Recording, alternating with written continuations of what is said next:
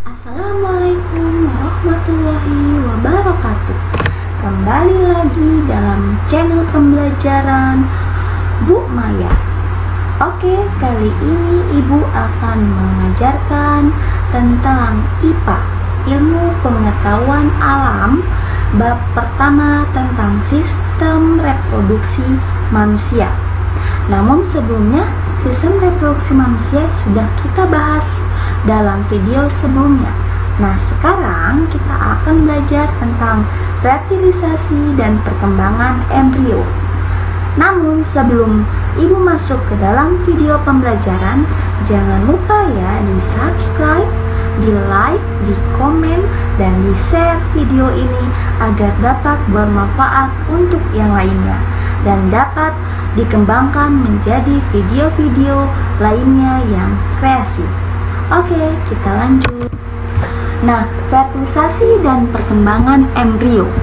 Mungkin kalian masih asing mendengar kata fertilisasi. Nah, di sini fertilisasi itu adalah pembuahan.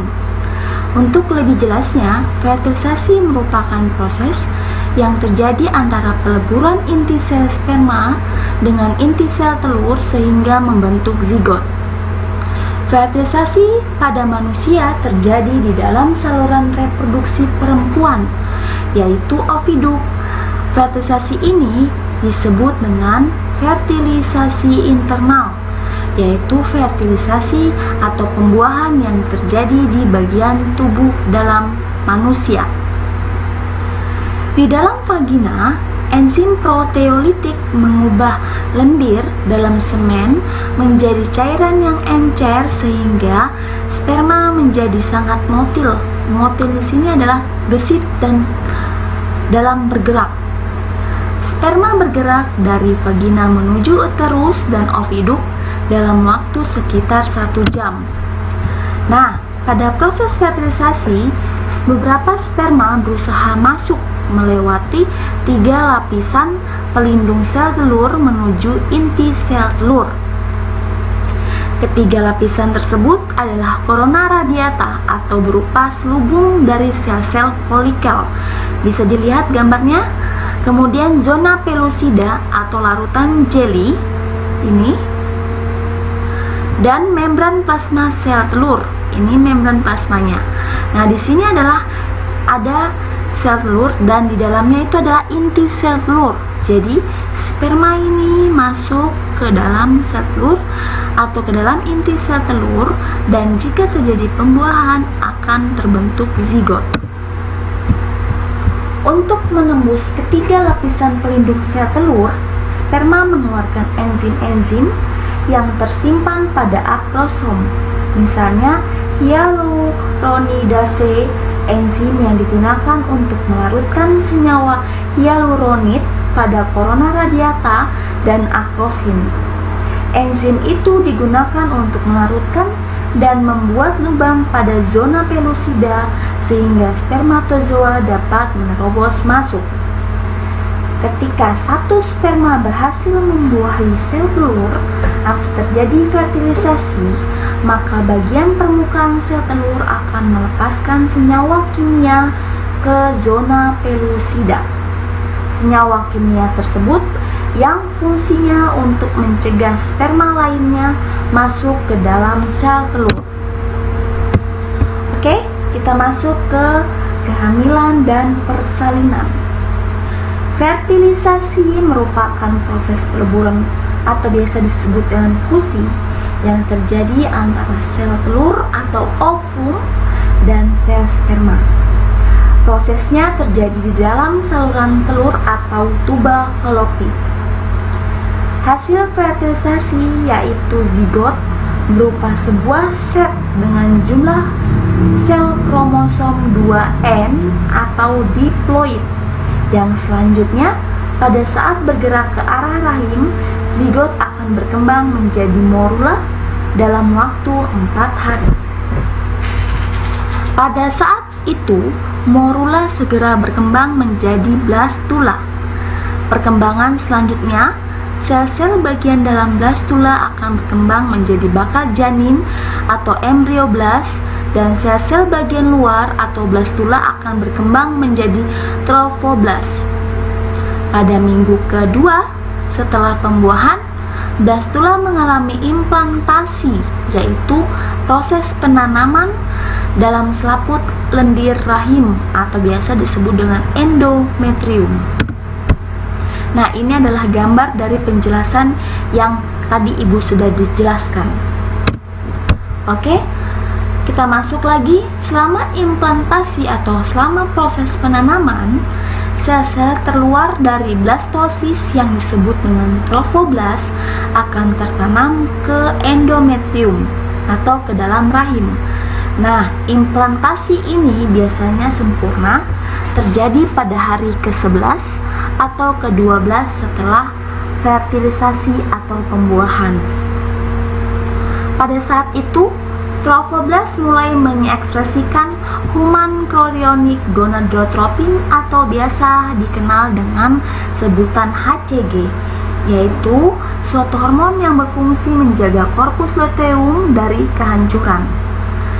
Dengan adanya HCG, penebalan pada endometrium dapat dipertahankan dan menstruasi tidak akan terjadi.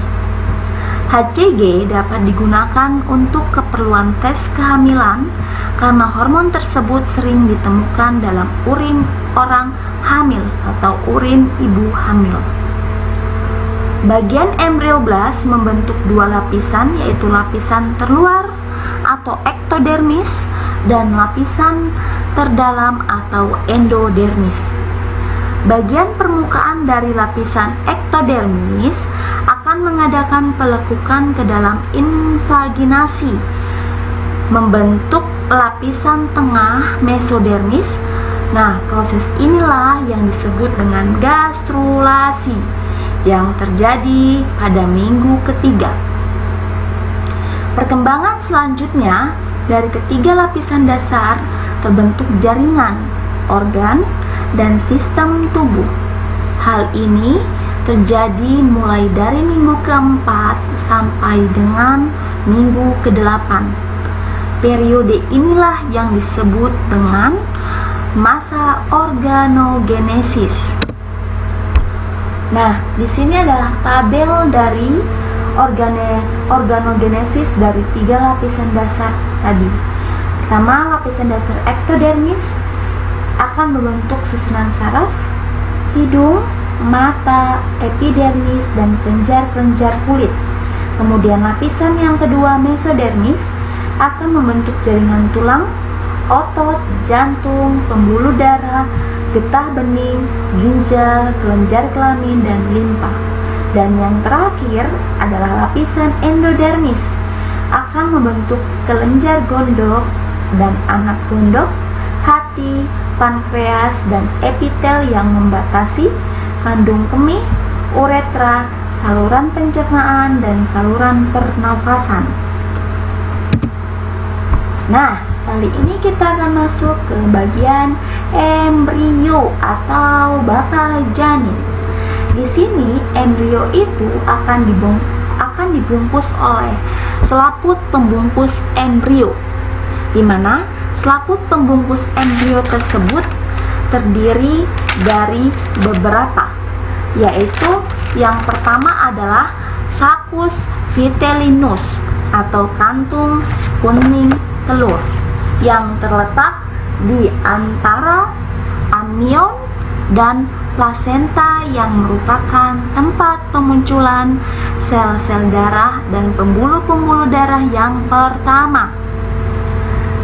Selaput-selaput tersebut memiliki fungsi yaitu untuk melindungi embrio terhadap kekeringan dan goncangan-goncangan serta membantu proses pernafasan, ekskresi, dan fungsi-fungsi penting lainnya selama kehidupannya di dalam rahim.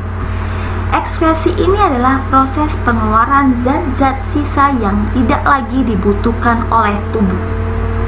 Kemudian selaput yang kedua adalah amnion, yaitu selaput yang berisi cairan yang berfungsi melindungi embrio dari benturan. Selaput ketiga adalah chorion, yang merupakan membran ekstraembrio terluar yang akan tumbuh menjadi plasenta. Kemudian selaput yang keempat adalah allantois yang merupakan membran pembentuk tali pusat yang memiliki fungsi untuk membawa darah fetus dari dan ke plasenta. Plasenta ini adalah jalan di mana tempat memberikan makanan ke janin. Nah, di sini adalah gambar dari selaput pembungkus embrio. Nah, di dalam ini adalah embrio. Ini adalah embrio. Kemudian yang merah ini adalah pembuluh darah ibu. Nah, plasenta ini yang warna biru. Allantois itu adalah yang menghubungkan embrio. Kantung kuning telur ini yang berisi, yang yang berada di dalam embrio itu adalah kantung kuning telur. Itu di dalamnya adalah embrio, ada korion, ada amnion, dan ada rongga amnion, dan serta filikorinion. Sekian video pembelajaran dari Bu Maya. Silakan disimak dan ditonton video-video pembelajaran berikutnya yang menarik dari Bu Maya.